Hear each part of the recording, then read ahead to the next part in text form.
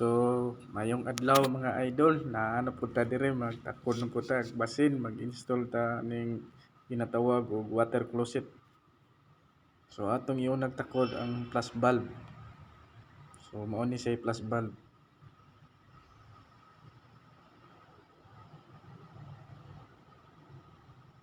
Sunod na to ang ang water closet. Ato na siyang butangan og ball wax.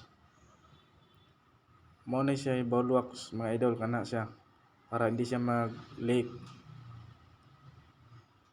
So silhigan na to siya kay para mupilit siya sa tiles, ma-fix siya.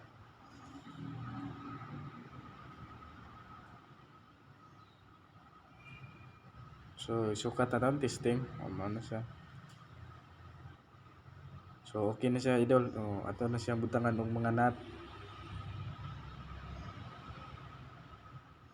Tapos dason na to ang iyang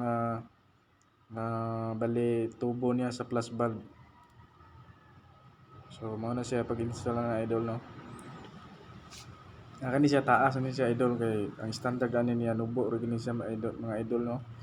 Ang kani siya amo ning gipatas-an kay tungod sa mga estudyante ba nga naa magoy uban nga hugawan tiil may plus.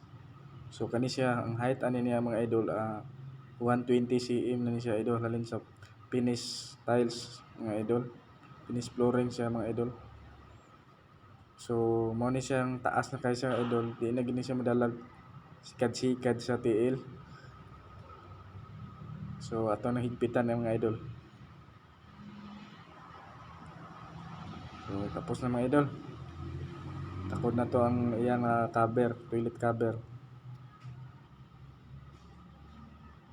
So muna ni siyang last mga idol, toilet cover na idol.